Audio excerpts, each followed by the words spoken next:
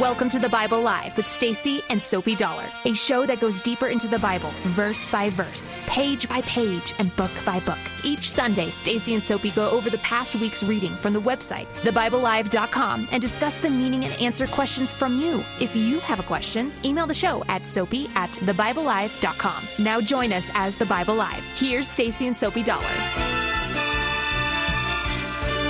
All right, I can hardly wait. Yeah. We're in the Gospel of Luke. I'm sorry to beat you to it there. Oh, I can't wait. It is exciting, especially coming out of Judges. Yes, that's Ruth, right, too. Now, Luke is superb. I mean, wow. Mm-hmm. What do you know about Luke? I know that he was a great historian, just in terms of his writing and, just as far as ancient literature and other academics studying different historians. I mean, Luke hits all of the credentials. I mean, he could have been a historian. He was not. He was a doctor by trade. He was Greek. Not Rome. Well, you know what? Was he Greek? Was he a Greek? Roman, though? Was he Luke. a Roman citizen as well? I don't know. We don't know. Yeah. I guess I suspect that maybe. Yes, he was a free man. He was not a slave. Right.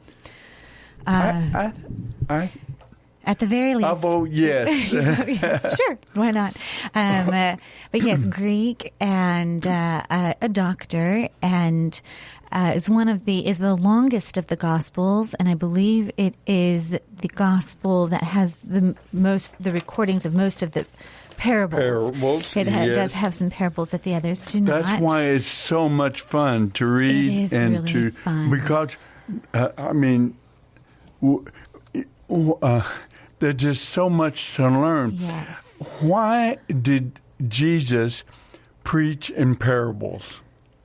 Well, we touched on that a little bit last time. Did we? You were talking about the timing of his ministry, and I think one of the reasons was he knew who he was, Jesus did, and he knew his role, but there was an element of establishing, and he came to do that. You think you mentioned he did not come to prove that he was God or to prove it. He came to fulfill that mission, to be the atoning, the sacrificial lamb, to be the our substitutionary atonement, right? Mm-hmm. That's a wonderful phrase. Yes, I love that. Right. Substitutionary atonement. Yes, he came to be our substitute. And I think, he kept his eye on that prize. He, in the Father's timing, though, in terms of when he would give his life up for ransom for us. And so I think a lot of the parables were, once he really started speaking more forthright, doing things, claiming, his identity as God himself incarnate, then the end would be coming soon. And it got dangerous then, very quickly, too. And so I think parables were in some ways meant to, those who have ears, let them hear. And those that don't, well, don't kill me yet. Okay. I think all of that is true, but I think there are two important reasons added to it. One, I'm going to read you a passage. Okay. Oh, my people, listen to my instructions. Open your ears to what I am saying, for I will speak to you in parables. I will teach you hidden lessons from the past, stories we have heard and known, stories our ancestors handed down to us. So that's one reason Jesus, the Messiah, was predicted that he would teach parables. That was not right. That was not Jesus speaking right there. You're reading that's Psalm 78, Yeah. many years before. Right. But then he said, we will not hide these truths from our children. We will tell the next generation about the glorious deeds of the Lord, about his power and his mighty wonders. And remember, Jesus mentioned that at one time. They said, why do you teach in parables? And he said, because I can tell you something, and you know me, trust me, obey me, and you will know what I'm talking about.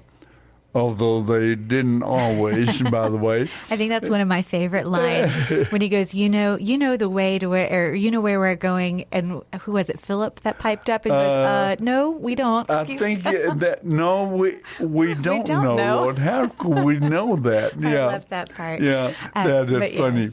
He said, but nobody else will know but you will understand what I'm saying. I use parables. And sometimes that was true. Right. But that's the reason I think Luke, has a lot of parables. Now, I ask you this. And I'll ask our listeners, great, yeah. All two of them, all 2 million of you out there listening, we want to ask you a question. How, my goodness, when, and we just read how, okay, in the Bible, and then when did Jesus? He was an amazing teacher. Even his enemies said that. Yes. And down through the centuries, as Psalm 78 said, everybody agreed, wow, what an amazing teacher. Yes. And he really was. Now, when did Jesus prepare all those sermons? Because really, I mean, the night before. How many of us? I don't know. Is this anything like That's me? Funny. The night before, like you, right? Yeah. Like you and I run into the station here with our papers in our hand, and we're saying, you do this, I'll do that. No, I don't know. I'm sure Jesus, there was some talking off the top of its head and speak using a situation or something to illustrate a key point. But many people have asked me, well, after Jesus was 12 years old, he knew who he was. He knew his identity as the Messiah. We know that. How do we know that? I'm going about my Father's business. Yeah. And then he grew in wisdom and stature and favor with God and man. Yeah. And then he goes and he starts acting accordingly, goes and gets baptized. Right. And that was 18 years later. Well, sure, yes. Right? But I guess at 12. After age 12, people have always asked me, and good question, and I wondered too, what did Jesus do in those 18 years? Right. Now, we know a little bit because the narrative of his life picks up shortly before he starts his public ministry. But 18 years passed. What did he do all that time? Well, he was still the Messiah, so he had to live a life of perfect dependence and to the Father. He had to be a godly, no sin. He was the oldest brother of a Jewish family, and most people believe from the text that probably Joseph had died because there's no more reference to him shortly after his birth. But anyway, in that case, he would be the oldest son, and he would certainly be responsible according to the law, and he would do the work that the oldest son had to do. He took care of his mother and his siblings. He worked and earned and took care of the family, probably. And I'm thinking he probably kept. Oh, well, sure, he kept reading the Torah and the Old Testament. And he kept growing and growing. And there's where he picked up from Isaiah 53, what was going to be his role. By his stripes we are healed. And the Messiah, the Good Shepherd, all those stories from Ezekiel. And I think maybe a lot of his sermons he got by going through the scriptures many times, and he stored up the stories and the parables and the examples, and man, that'd be a good sermon topic right there. And he knew, and so when he began his ministry, he really was he loaded for bear. He knew God's word clearly and could teach it. It is interesting. Maybe we could also answer, or maybe even more importantly, is what's not in the Bible. I mean, if he had been on course to be a Sanhedrin, or he would have probably gone to school for that. Like if he wasn't. I don't think, because I think if he would have been a Pharisee or a Sanhedrin, I mean, that would have been a certain academic path, for lack of a better term. They probably, this Paul was under Gamaliel, and these different rabbis, Nicodemus.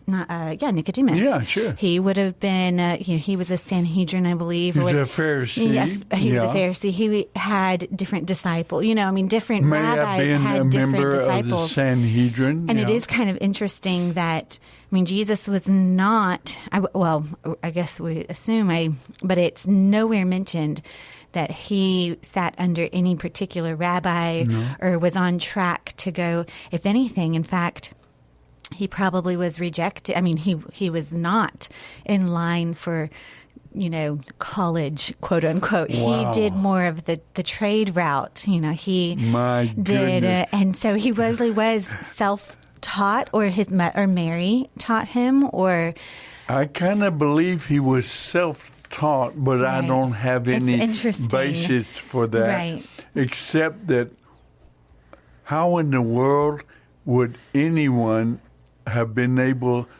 to? Right. I mean, he was from a little town, Nazareth, and really, Nazareth was really little. Right. What comes from Nazareth? And that's why Philip, I think it was, told Thomas, was it, or someone, that I met the Messiah. He's from Nazareth. And the guy said, can any good thing come from Nazareth? Right. That's like being from Vega, Texas. I mean, that's a little town outside of Boys Ranch, and it really is just, can any good thing come from Vega? Yeah. But anyway, I kind of think Jesus grew. He knew the word, and then when he launched his ministry and the Spirit, God was leading him. And what do you think about the way and maybe some of our listeners could chime in on of encourage, if not to say push, into beginning his public ministry. He went to a wedding in Cana, another small town, and his mom, Mary, kind of pushed him out of the nest. She kind of strongly urged him, and he said, "What have I to do with you, woman?" You know, and she didn't say to him, "Yeah, you got to do this. Now's the time." She simply said to the servants, "Do whatever he tells you to do."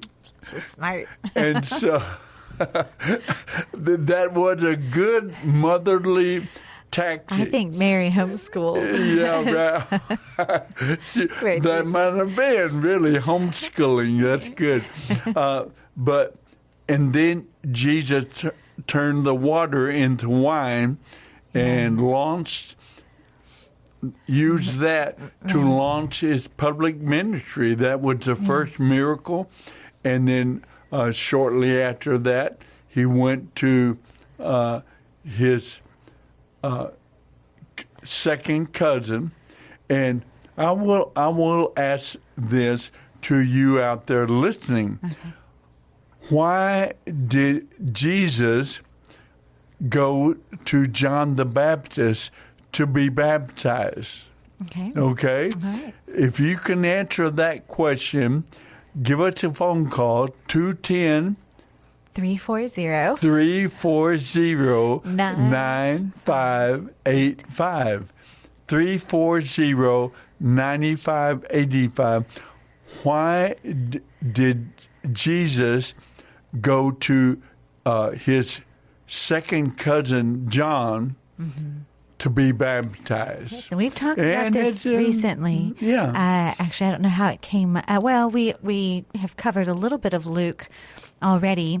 Maybe I'll quickly. I remember that. The Bible Live. This last week we read Luke 8 through, chapter 20.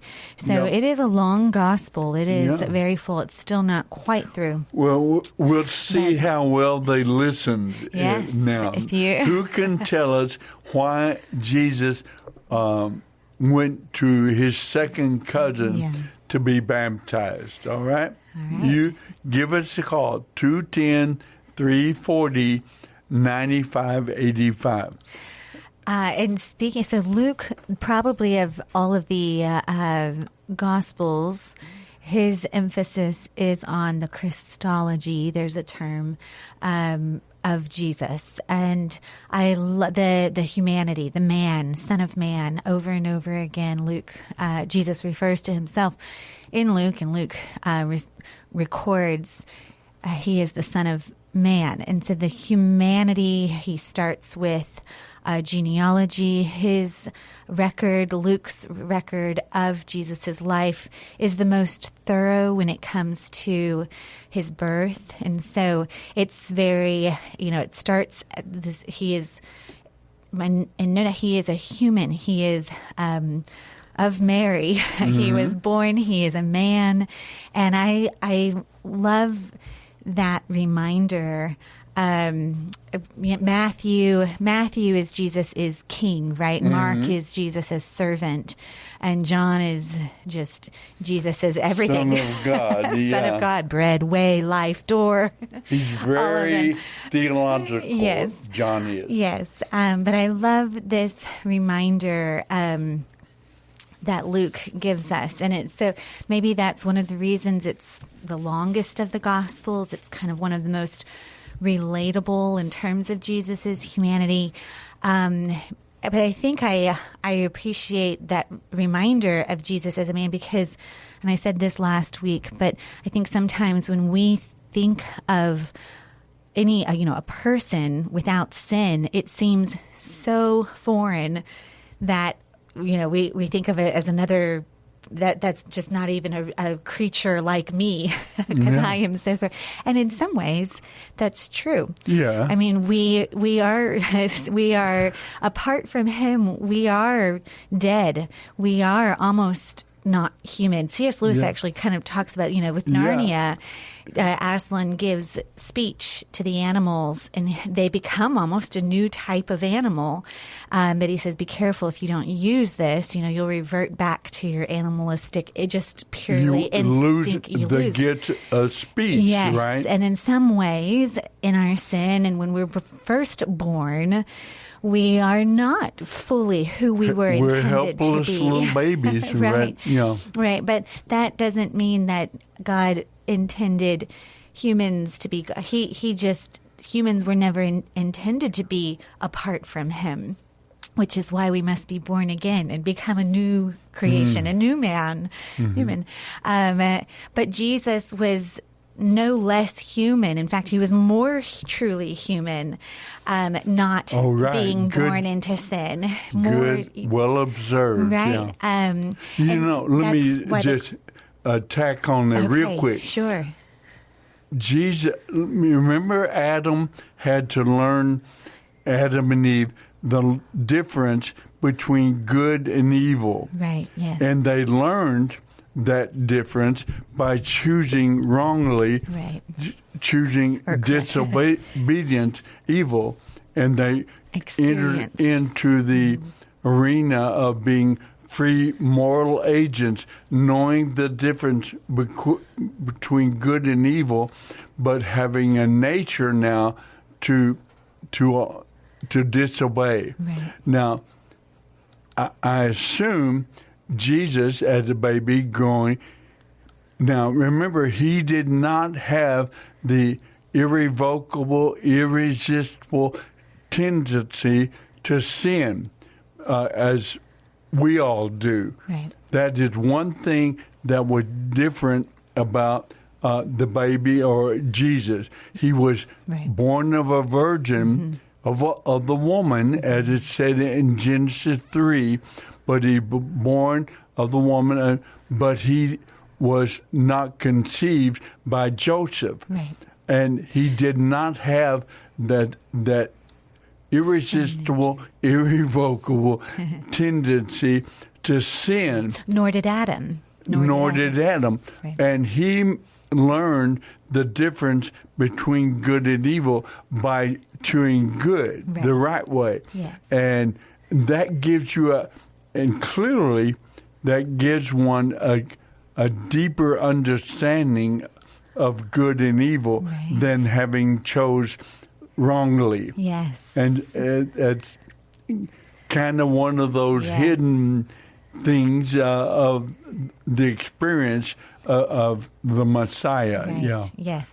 Oh, I love that. That's also very, one, that reminds me of the Indiana Jones. Indiana Jones? Right. Remember when he chooses the cup and he chooses the gold one and then he shrivels up and goes away, and then the knight was like, he did not choose wisely, right? And then Indiana I don't remember this. Well, is it not a later Indiana 4? It's the knight. It's the one with the cup. With Sean Connery. Yes, it's the Lackland one. He drank from the cup.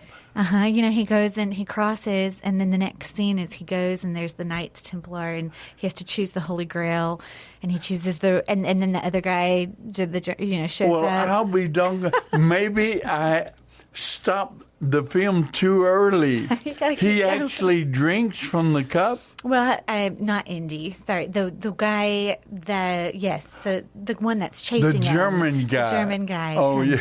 And she chooses for him, and she chooses the real pretty gold immaculate, ornate one. Oh yeah, and he eats and he drinks and kind of burns up. Yes, and then he always says he did not choose wisely. No, he said he chose poorly. He chose poorly. Yes, that's there we go. Good. Thanks, Al. Well, you guys, that's good. He chose poorly, and then anyway, Adam chose poorly. And yes, I think that is one of those deeper understandings. In fact, I think that's probably one of Satan's biggest lies. I mean, in fact, it was to Adam and Eve. You'll become like God. You'll know more if you choose this instead of this. And it could not be more false.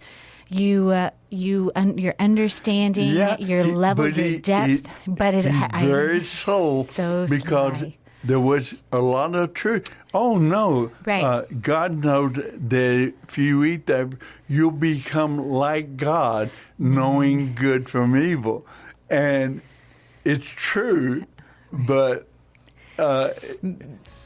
Mainly knowing evil. Right, yeah. Oh right. boy. And there is so much more. And I love that. I mean, of course, that is, of course, a scripture truth. But I like how C.S. Lewis, of course, kind of brings that out quite a bit as well in The Last Battle and time and again when you go through, or go through the eye of the needle, go through the right way, the true way, and it opens up to eternity. The wrong way is broad, and it seems like you would know more, you would open your mind to more, but then it breaks. That's right. Well, that is our music. So, what's the question we have out now? Yes, so the question is, why did Jesus go to John the Baptist to be baptized? 210-340-9585. We would love to hear from you, so give us a call. Be back in a moment. Yes, after this.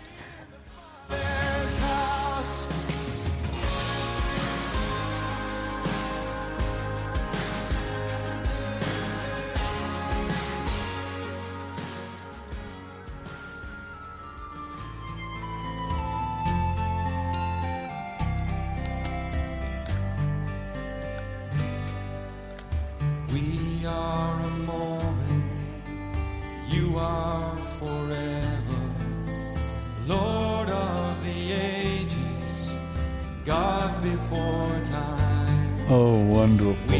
Love that song. You are eternal. Wouldn't you like to have been, if we could be one of those disciples and walk with him and learn about him, and wow, he must have been the most unique person, in some ways totally one of a kind, but in other ways I have a feeling he was the most attractive, wonderful, selfless person, patient, except when he just hard-headed and you just wouldn't learn, I guess. But it must have been so amazing to have walked with the man. Perfect. He walked, and he even, it wasn't just his disciples that said he was without sin. Jesus even ask his enemies, for which commandment would you, where would you say I have sinned? Name it. Boy, if I ask my enemies, well, where would you think? Boy, they have a long list at Soapy Dollar. Remember when you were 12 years old and you were picking on Tommy Russ up by the chapel, and Mr. Wilson came out and gave you a paddling because of your bullying this young kid? Stacy. Yep, I remember it. And I can name all the other times, but with Jesus, there was nothing to name. Mm-hmm. And he even asked his enemies, for which of my good works will you accuse me? Which one? Yeah. And it's for none. We don't accuse you for any one of your good deeds, but because you, being a mere man, you pretend to be God. You claim to be God. Mm-hmm. Wow. And there they got him because he was a mere man and he was God. And he didn't deny it. Mm-mm. He said, well, you said it. Yeah. Amazing. And I think in some ways, I mean, he's, whenever we long for a friend, he was the ultimate friend. When we long for a father, he was the ultimate father figure, you know, with the child. When we long for, I think we have these ideas of these beautiful human relationships. And of course, we always fail. I mean, we never live up to it. It's kind of like heaven. I mean, we long for these things, and it. I think that, you know, Lewis would say that's evidence that it exists, because for the most part in this life, when we long for something, there is that thing to fulfill it. We're super hungry. There's such thing as food. You're thirsty. There's water. And there's such a thing as water. Right. Yeah. And I think Jesus is that ultimate fulfillment. He was that best friend that we know exists, but we never really, but he embodied, he was it. He is that is a taste of heaven. Jesus was a taste of heaven. He sure is. And it is, I think in that way, too, we can kind of understand how some might reject heaven itself. You know, if you reject Jesus, then careful, I guess. Yeah. Do you really long for heaven? Indeed, if you, because he was right. He's right. Heaven is right. It was amongst us. Was with us. We talked with heaven. We ate with him. Well. So don't choose poorly. Right. Do not choose poorly. Choose well. Choose Jesus. And trust him. Yes, and that song was a good segue into the next kind of series of parables and of questions. We had a few more questions even, but that song was talking about we are created. He is the maker. He is eternal. We are the creation. And he's, we're the clay kind of idea. He's the potter. And I think over and again, a lot of these parables, just that reminder that, there's the common thread is that humility, and even John the Baptist, his ministry was repent and be baptized, turn away and be humble, and we might as well answer the question. Okay, because we have some new questions. Why did Jesus go to John the Baptist to be baptized? Okay, well, one, he needed to go to be baptized just at all out of obedience. Because he was going into the ministry, and it was commanded that you need to go to the priest at the temple and have a ceremonial washing in preparation for your ministry. And so why didn't he go to the temple and to the... Because it was corrupt. It was not true. They were buying and selling the positions, the priesthood. And so it was no longer the true Aaron, Levite, and then specifically a priest would have been the lineage of Aaron. And John the Baptist was. And he was not a part of the corrupt temple buying and selling of the position. Now, how do you know? Because you told me. You told me that. Just kidding. But we know his mother and father, Zechariah and Elizabeth. Yes. And we know that Zechariah was indeed a practicing priest. Yes. He lost his voice and one time, and it was his time to preach the message, and he couldn't do it because he had lost his voice. God did that so he would call his son John instead of Zechariah. But he did. His name is John. And then he could He speak. wrote it down, and then he received his speech back. But his parents were both Levites, and his dad a priest. And so Jesus, remember, John said to Jesus, "Oh, no." He said, I shouldn't baptize you. You should baptize me. Yeah. And we're not sure why he said that. I think it was because he knew the character. He had his second cousin, and they did know each other. He had watched him, and the perfect life would have.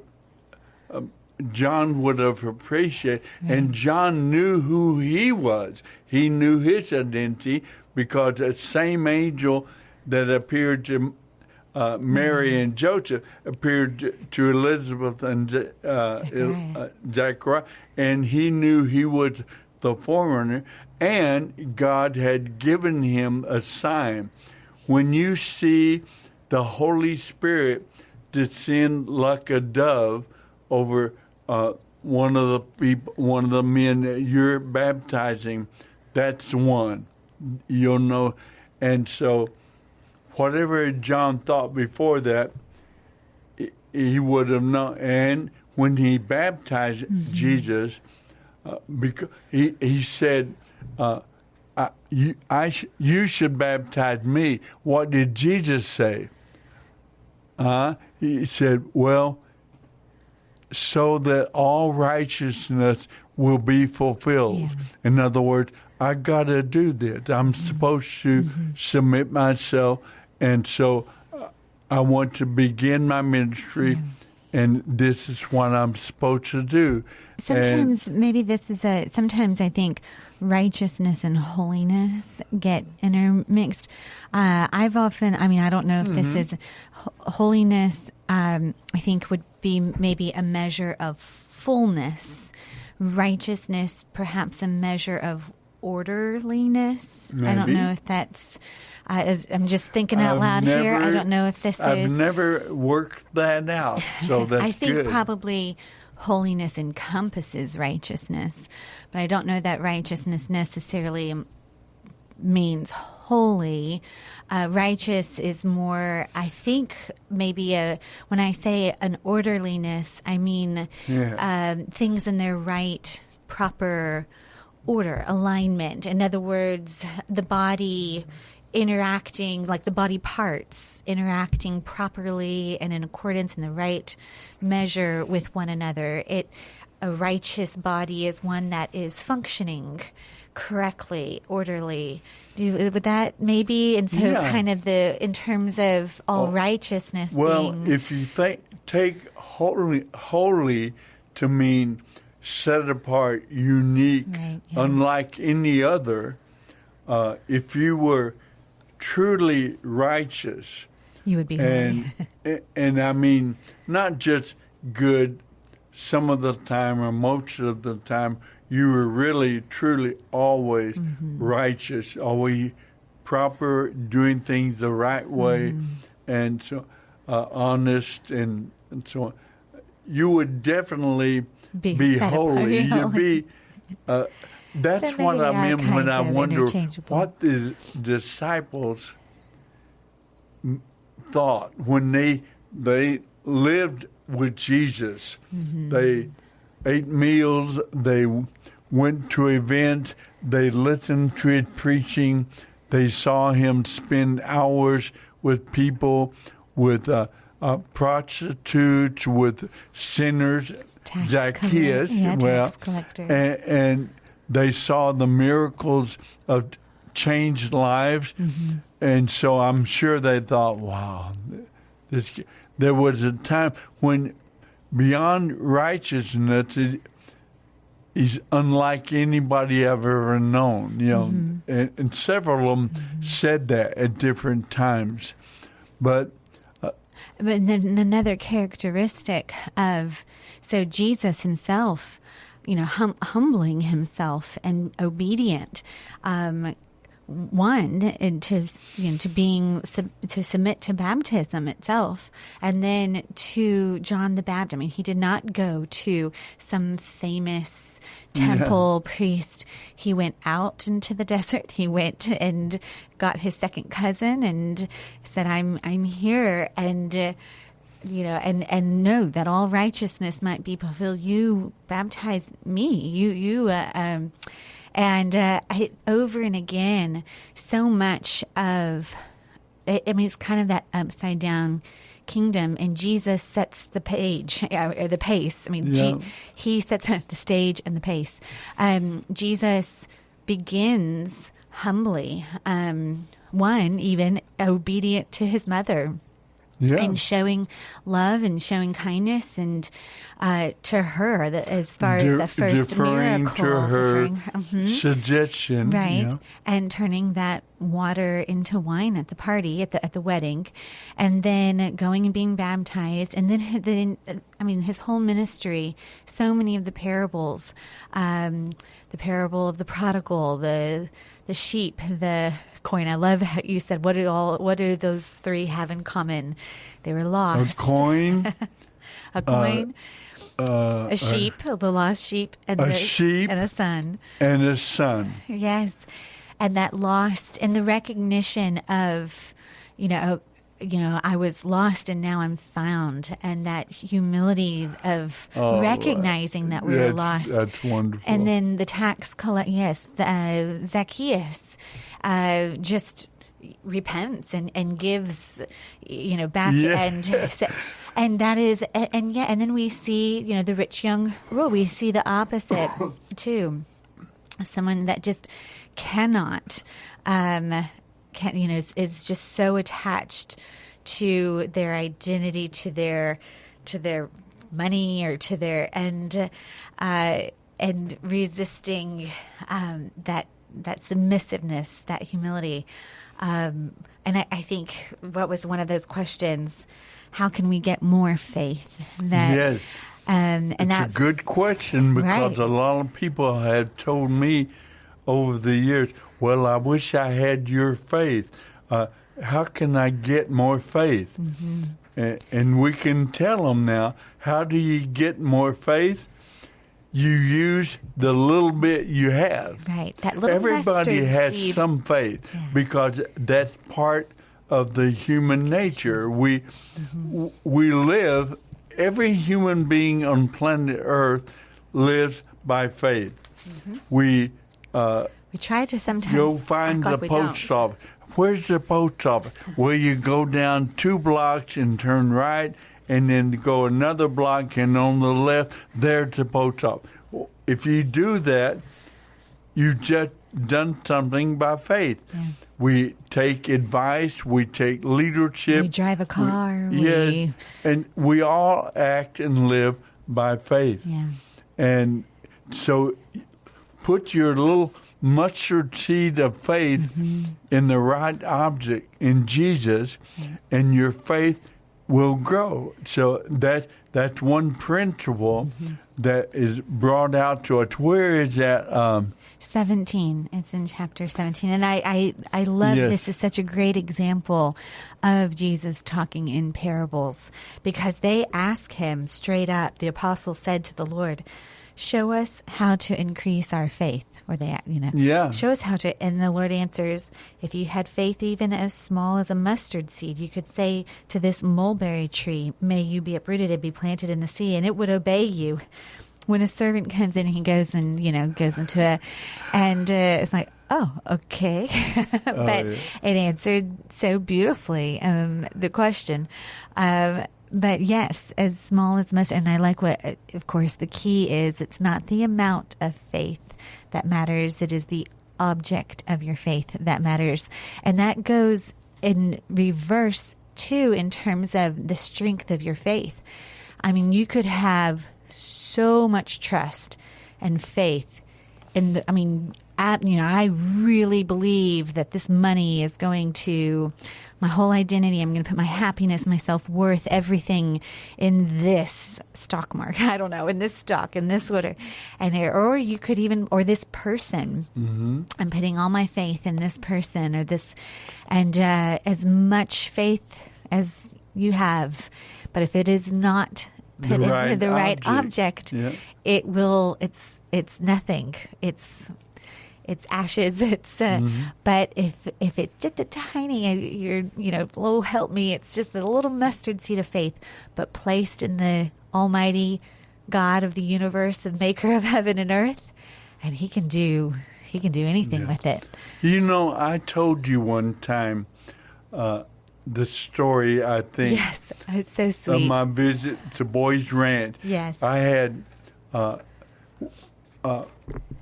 been overseas in Spain, and we got a time of furlough, so we came home, and the people at Boys Ranch said, Soapy, come on out back out to the ranch. We want you to preach to the boys and talk to them. And so I did. I had a wonderful time. And after I preached, we had lunch with the boys in the dining hall. And then one of the men came up to me and said, when you at Boys Ranch, you lived in Willis, right? The dorm called Willis. And I said, yeah. He said, I'm the dorm parent at Willis now. Would you like to come up and see your old dorm? I said, yeah. And I had this wonderful experience because when I was about 14 or 15, I can't remember exactly, a friend and I, Big Mac, we called him, Mike Matheson, was my buddy and big guy. He was a center on the football team, and I was a quarterback. So we got close. You really liked Mike. And we were walking home to Willis, and one night after church, and we got to complaining. Boy, it's so far. Why is our dorm so far away? Right. It was really a new dorm and very nice, but it was a long way from the campus. And why they put it so far away? And one of the reasons it was far away was there was a big hill. We called it a mountain, a big hill that had the water tower on top of it. And we had to go around it to get to our dorm. And we complained, but we were coming from chapel, and we had seen a movie that night about prayer. And so our minds kind of clicked, and I said, Jesus said that we could pray and ask a mountain to be moved and cast into the sea, and He would do it. And so Mike and I paused in the road, and we prayed. But that Lord, mountain, cast the mountain into the sea. We trust You. And then we opened our eyes, and it was still there. So we thought, well, that's all right. Maybe overnight. So the next day, we both got up and looked. No, it's still. We watched it for several days, and then we went on to other things. right. And that happened. Now I'm going to tell you about 20 years later, or 15 or 20 years later, when I came back to the ranch, and the man gave me a ride in his car up to my dorm, Willis, and I'll tell you what happened. Well, we got to take a break, right? It's coming up soon. We've got about 3 minutes. And so maybe that can be our tease. Well, no, Okay. let's wait, and you'll tell us that after this 3 minutes. It's really fun. It's very touching. It reminds me, so many times, just different stories of prayer and of simple faith. Especially, I think a lot of times of children, and when I think faith as small as a mustard seed, I do often. A baby. Just the amount of trust and faith a toddler that they have to put in adults, or Mom and Dad. It's one of the sweetest things Big about brother. Childhood is the innocence and the and trusting nature, right, and trusting that relationship. And it's also probably one of the most heartbreaking too when we realize we are not the one that's trustworthy, that he is. And of course, but that's all the more reason why it's so heartbreaking is we are human, we are parents. But a good parent does their absolute best, to be worthy to and that's the father relationship that we have. That's Abba, that we trusting that he does adore us. He loves you so much. He wants what's best for you. When you put your childlike faith and trust in him, who would give a child a snake, when they're asking for bread? No good father would do that. And he won't do that with us when we ask these things. Sometimes our weakness and our failure give rise to the greatest opportunity to tell our son, our daughter, about the Father who never fails. That's right. Son, I'm sorry, I made a mistake here. Yes. But there is a Father who doesn't. He never makes a mistake. And lets us point to God. Right. I myself, he's my Father. I look to him, right? Yes. That's so very... And he never fails. Right. Yeah. Yes, and that's very much, again, Jesus is that perfect representation of, we know that it exists. We know those relationships. We long for it, and he is it.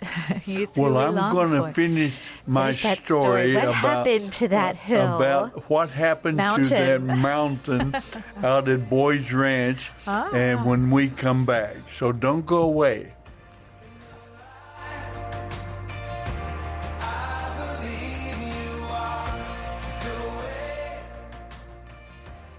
Oh, different. All right. I'll tell the story. All right. We had asked Jesus, 2 14 or 15-year-old teenage boys, not really believing, but we had just seen the film about prayer, and they had mentioned that verse. And so we said, let's try it. And we asked God to move that hill and be cast into the sea. And we looked at it a couple of days, a week, maybe, and it never happened. And so we went on about our business of growing up. But anyway, I came back to the ranch about 15 or 20 years later. We had joined staff. Your mom and I were married. We'd been in Spain, and we came back on furlough, and I spoke at the ranch, and I preached, and then I had dinner with them, and the dorm parent of the dorm I grew up in, Willis, he said, would you like to see your dorm, your old dorm? I said, sure. So we got in his car, and as we drive up to the dorm, he's pointing out this building new and this sports field or whatever. But all of a sudden, I realized that mountain was gone. I said, wait a minute. I said, what happened to that hill, that mountain, right here? The water tower was on top of it. And what happened to it? He said, they blew that up, dynamite, and they hauled it away a long time ago or some time back. And because I remembered the story, I said, well, what did they do with it? Uh-huh. And he said, well, you remember Morris Lake was a real long lake, big lake, and he said they put the rocks in the soil, the dirt in that big old lake, and they divided it into 4 lakes. And you said, so they cast that mountain into the sea? Into the sea. Or what we considered a sea, right. That hill into a lake. A mountain in the sea. But it was, I was just flabbergasted, and I've never forgotten that. I put that story on our website. Good. Last night, and I went to today an aerial view from an airplane or helicopter of Boys Ranch, and I looked to make sure, and there was that big old lake, Morris Lake. It's clearly divided into 4 lakes now, and there are roads across it where they put the dirt in them. And there it is. So I'm going to put the there picture. There it is, and there it isn't. The mountain is gone. I did that. You prayed for that. It was my prayer. So every time the boys go from chapel to Willis dorm, you can say, you're welcome. Did you do that? That's right. You do that? That and the presence of girls at Boys Ranch. That was your prayers. I always tell them when I go to speak at Boys Ranch, now there are girls at Boys Ranch, right. And I always remind them and tell you have to thank our prayers that you have girls now at the ranch. Well, they always laugh. It's girl. It's still Is it Girls Town? What is it? Yeah, it's something like that. They don't. They're in another section, right. But they go to church together. They go to school together, and things. And right. Oh man, it's so wonderful. I remember us growing up at Boyd's Ranch. It's just a bunch of boys. Our evening service. Uh-huh. The one where I saw the film about that was called Singspiration. Okay. And it was all these boys. All boys. We sang, we rocked the rafters. We really sang enthusiastically, but badly off tune. And boy, it was probably not really that good to listen to, but it was. Yeah. But now you go and hear those girls adding their voices to the boys, and wow. That's what motivated me one time I was out there, and I told them, boy, that's beautiful. We didn't have girls when I was here, right. But y'all better thank the Lord for our prayers, because that's why they're here now. Anyway. Well, that's neat. Speaking of Boys Ranch, they had to be evacuated this past week. Yeah, they did. There was a fire of some and kind. everybody was, I think it was precautionary evacuation, and so it wasn't emergency. And but guess that was good. where they took him? Wait, hold on. Let's see. Vega. Vega. Did they really? 12 miles away to Vega, Texas. All right. They said they put them up in the community center of Vega.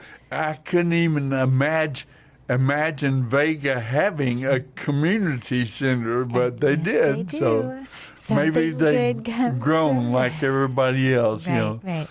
But yeah, you're right. Well, all of this is so sweet and so neat. It ties into really Luke very beautifully, as far as just the humanity and the reckoning that Jesus was born. He was first born. He was. I love that term, the second Adam.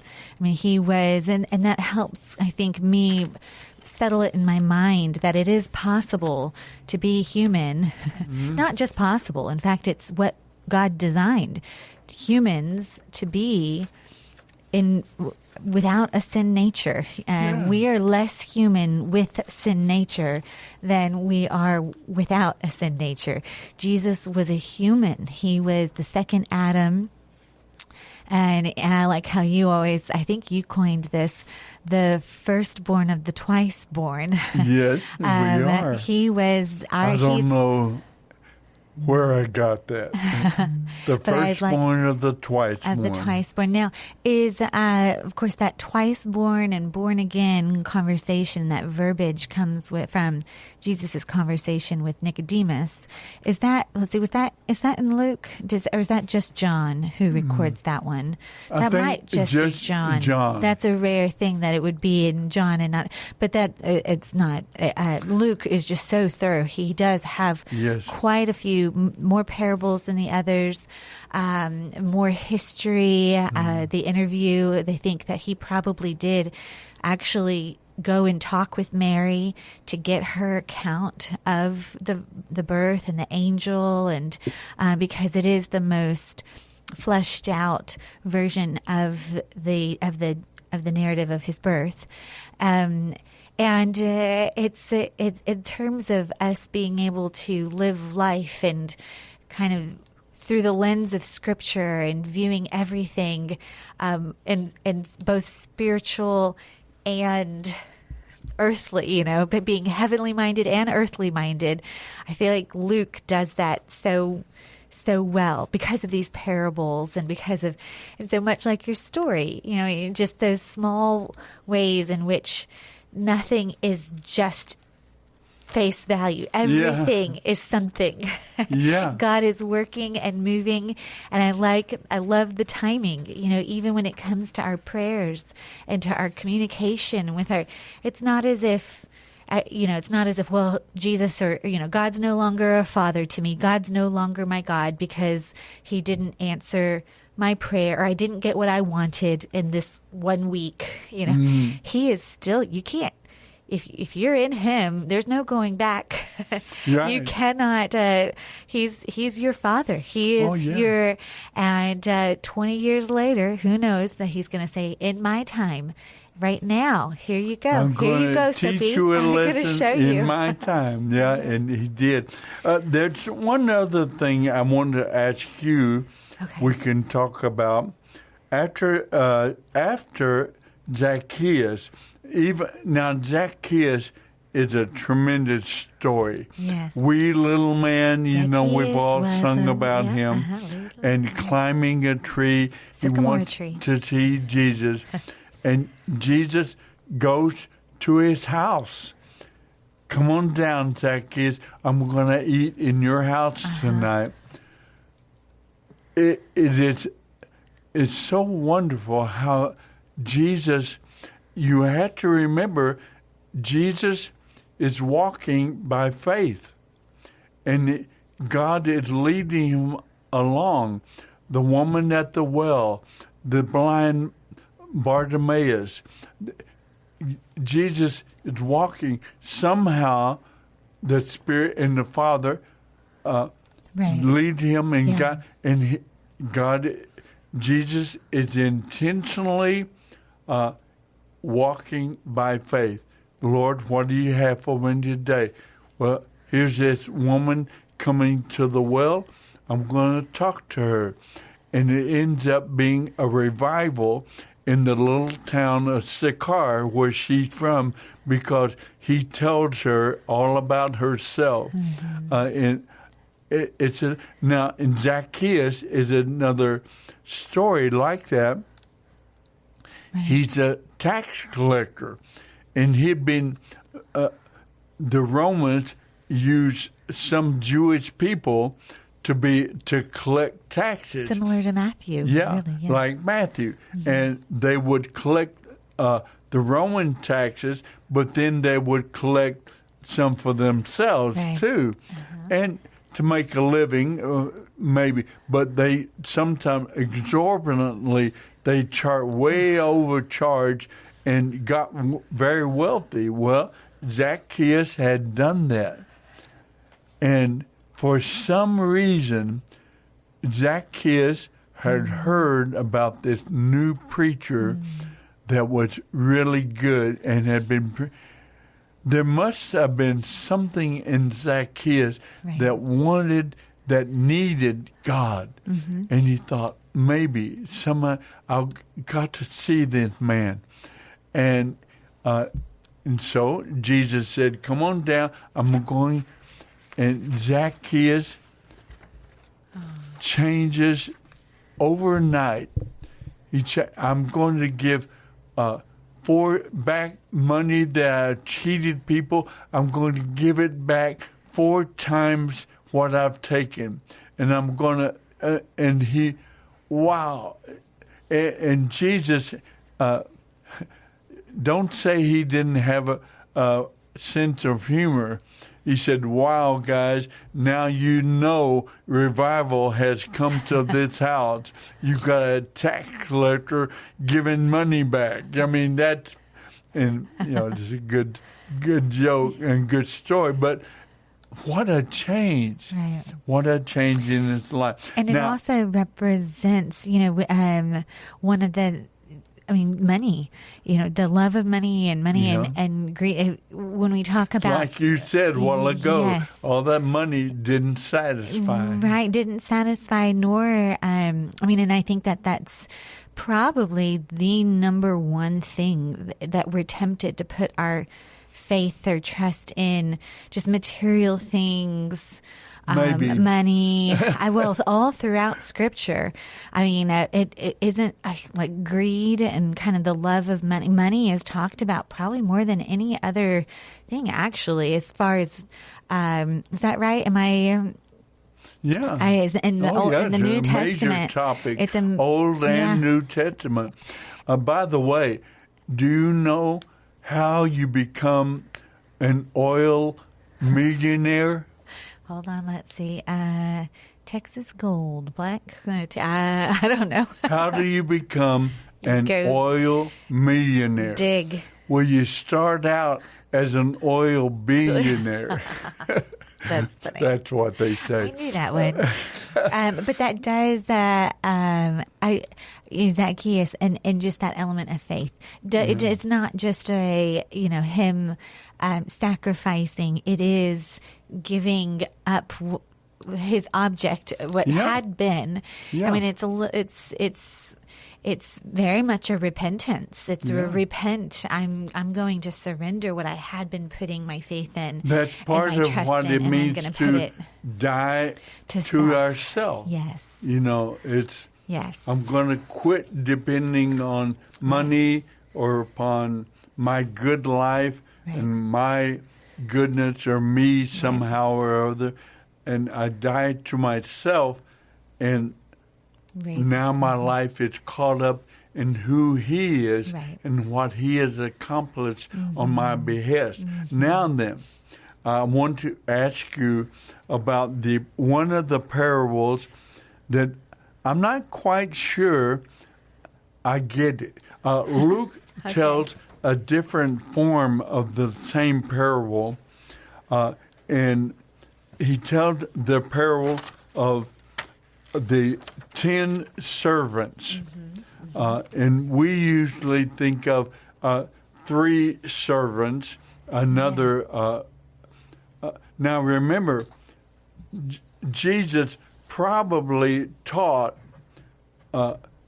he preached many times, and he may use one particular story or parable in one telling, and another might be slightly different. It might be different. So it's not an alarm that Luke's version is a little different from Matthew's, for example. But he tells the parable of 10 servants. And honey, so I won't waste the time with my slow speech. Maybe you can review the parable and find out what the meaning of the parable was. It tells what the meaning in Luke 19:11. Jesus tells them the primary reason for telling them this parable. Yeah. And then you can talk about it a little. Yes. Well, right. So right away, I'm just going to read to 19:11. The crowd was listening to everything Jesus said, and because he was nearing Jerusalem, he told them a story to correct the impression that the kingdom of God would begin right away. And then he goes in to say, and he talks about, yes, these noblemen, a nobleman, he is going away. He gives each of them money. I think it's about 3 months worth of wages. It's a lot of money. A lot of money. And then he says, I'll come back. But in this time, I want you to invest and to use this wisely. And some of them do. So he goes away. And this is a little different. He goes away to another land, and they crown him king in the other land, and then he comes back. It's all about, remember, he's the king of glory now. He's ascended to heaven, and now he comes back. Yes. And so some have done, have invested, have made more, have gained more, and some. Now I do get this one confused with. This is different than the talents, the buried, but same idea. And I think one of the things, and so of course he says said, the reason you've given me a quantity of 10 pounds of silver. I invested it. I got 10 back for you. And he said, well done. The other guy said, I earned 5 more. Good for you. And the other one said, I hid it. Right. And he says, well, the one that did not give it to the person that did invest, and give it to the person that did. And I think you have always said that as far as what the money and the talents represent, I think a lot of times we tend to think of it as monetary, or as a, and I love how you have always said that so to whom much is given, much is required, and that idea. And we tend to think of that as resources. And as much, if you give, if you've been given money, then you need to, much is required of you. And on one hand, perhaps yes. But I love how you have often thought or said that is an understanding to whom much has been given, as far as an understanding and a revelation of who Jesus is and of God. Much is required then of you to go and to share and to make disciples. Amazing. Yeah. He gave them quite a bit of silver. But let me ask you this. Now, 2 of them earned money, and he said, good for you. He praises them and gives them even more. And there was a principle there that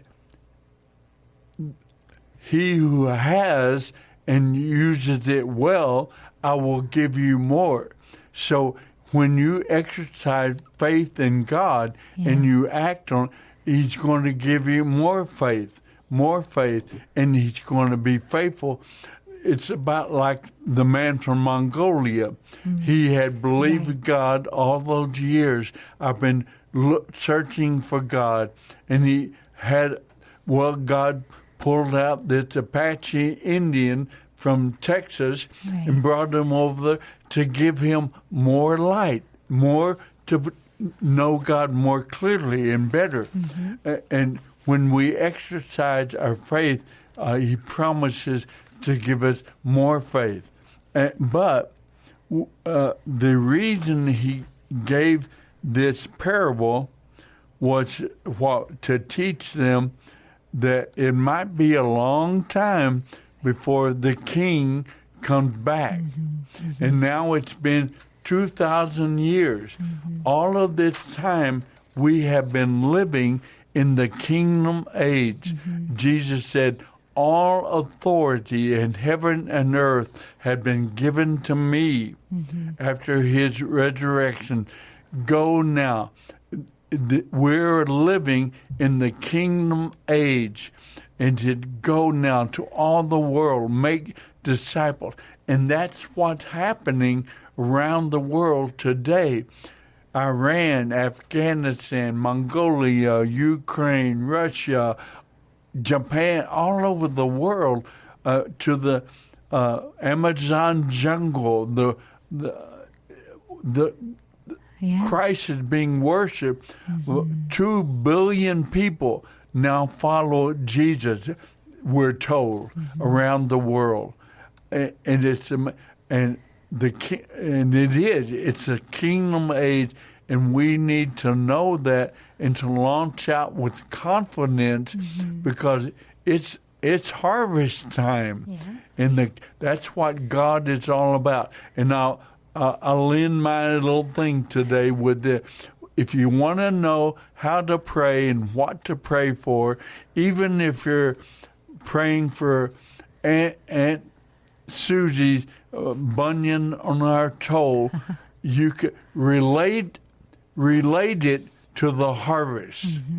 Lord, help Aunt Susie's toe so that she can go to church and worship and grow, and so she can tell other people about Jesus. Relate because what's on the Father's heart?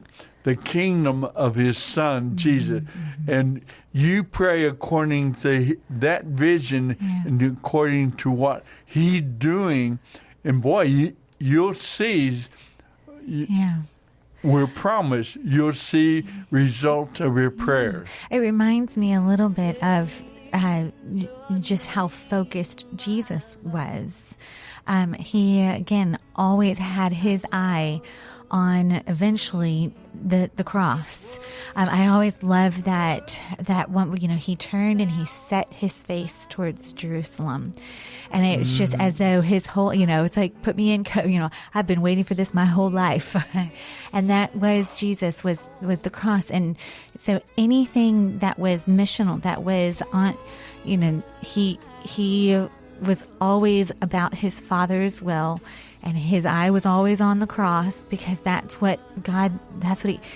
keeping God's mission in mind. Anything that we ask that's in line with what he wants, he will give. And we're not trying to manipulate God or anything. Genuinely align your will with, yes. And I told my son that one time. He was like, I said, well, you can have anything you want as long as it's what I want for you. That's what God says to us. Good lesson. Well, there is our music. We will still be in Luke coming back. And so go to thebiblelive.com this week, read about that story of the mountain and the sea, and we'll come back next week and discuss the book more of Luke. Start the book of Samuel. Yes, so it'll be a lot of fun. Thank you for being with us. Yes.